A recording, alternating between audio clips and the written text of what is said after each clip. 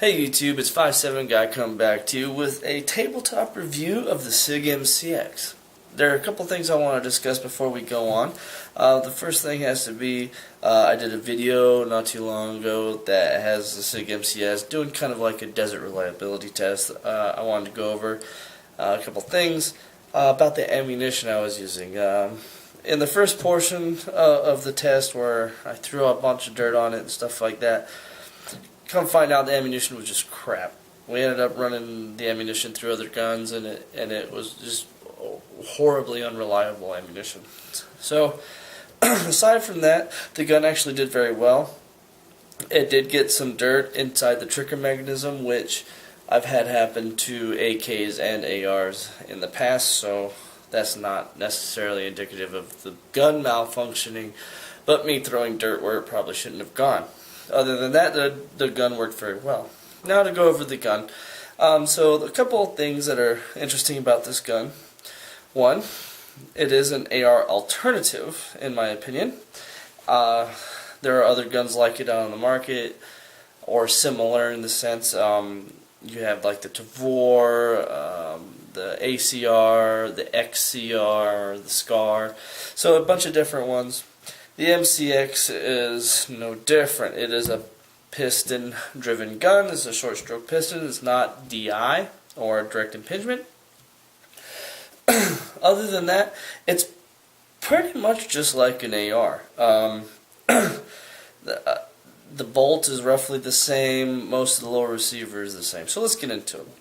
So we'll start at the stock. If Sig didn't do anything else right on the rifle, which they did, the stock would be the one shining light, which it's, in my opinion, it outshines the rest of the rifle. So if we go ahead and take it, it folds real nice. It doesn't lock folded, so there's no button to push over here.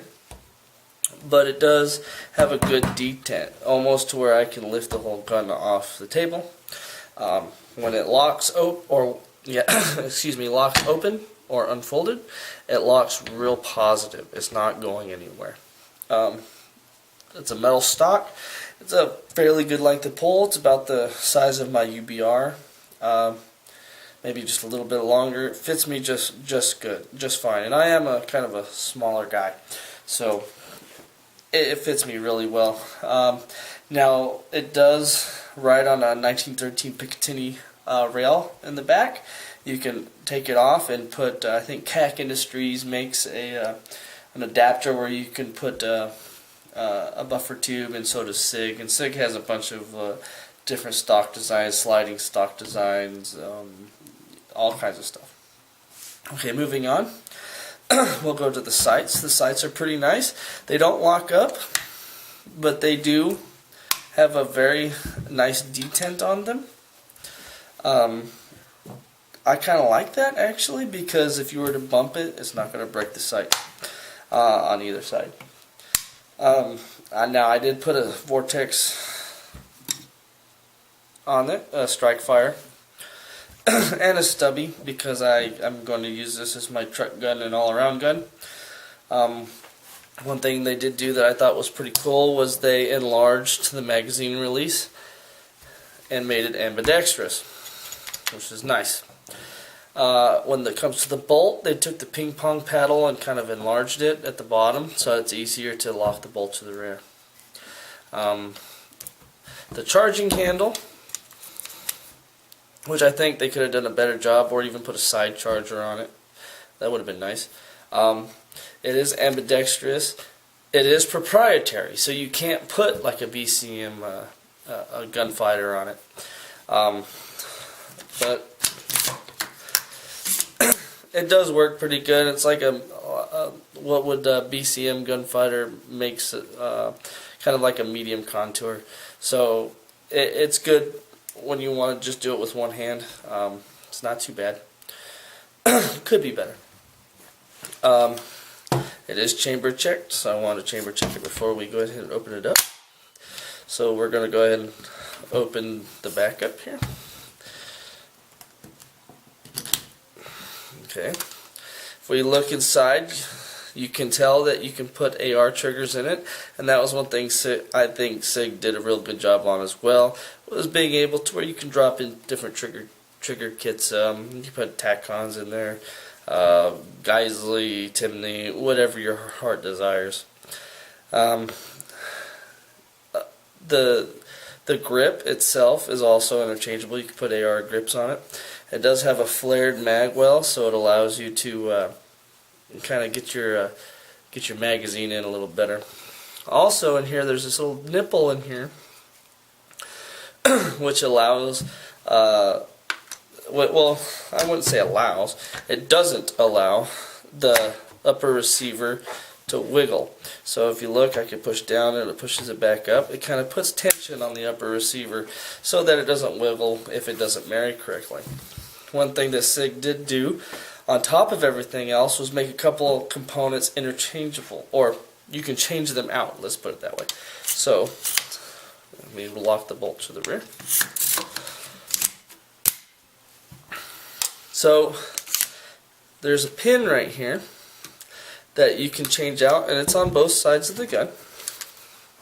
There it is there too, where your T-handle locks into place.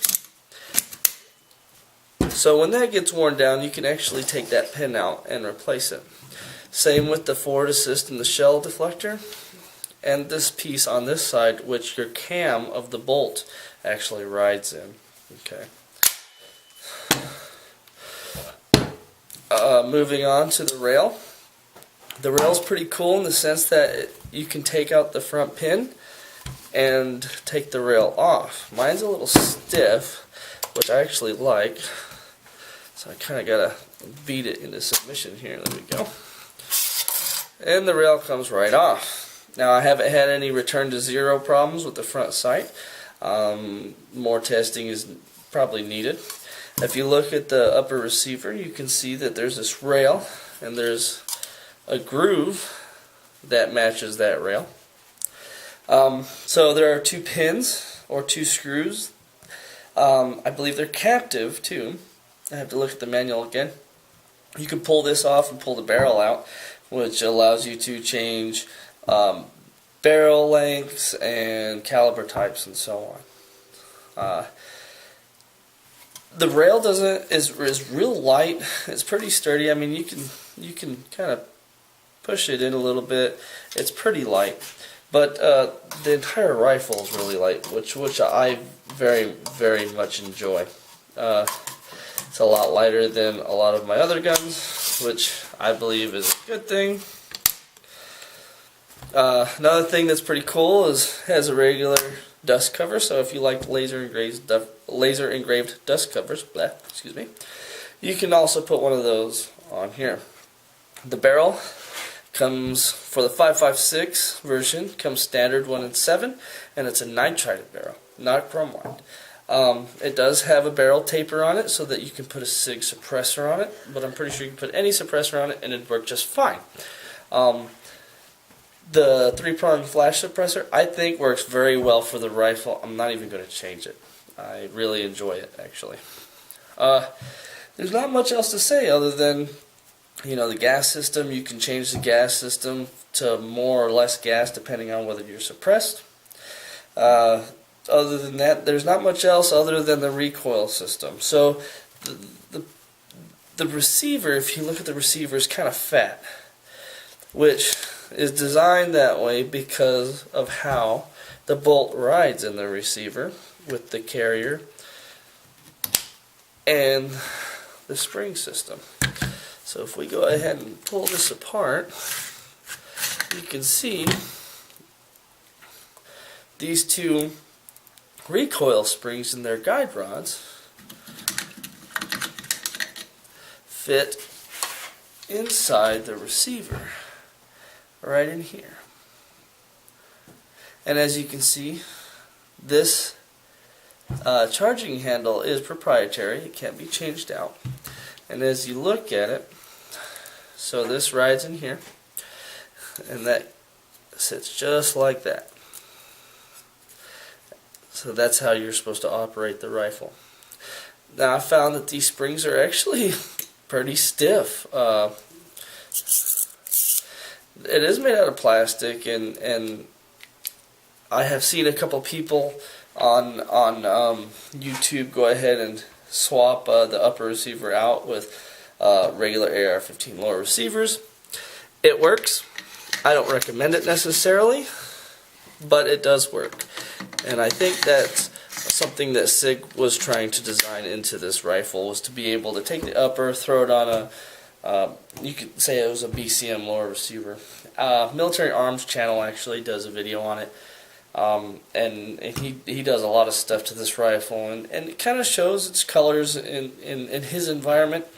I think I'm probably going to do another video where I'm not shoving stuff in the trigger and I'm actually using good ammo and actually putting more rounds through the gun. So my thoughts on this gun are thus. I think it's a great alternative. I think it's a lot better price point. If I can get it back together here. Oh, that's why. Okay. I think it's a better price point than, say, a SCAR and an ACR and a Tavor. Now, I will say this. The trigger sucks in this gun. It's heavy. But it's crisp. So I can't knock it too bad, but it is heavy. It is very heavy. Some might say reminiscent of a bullpup, but for the price point, I think it should have a way better trigger. That being said, the rest of the features of the rifle are pretty awesome. Anyway, I'm trying to keep this short and sweet. Give me your thoughts on the Sig MCX, and let me know if you want to see more. If you're new to the channel, please subscribe, leave comments in the section below, and you know, the more people that subscribe, the more videos I can do. I appreciate you guys watching. Have a good day.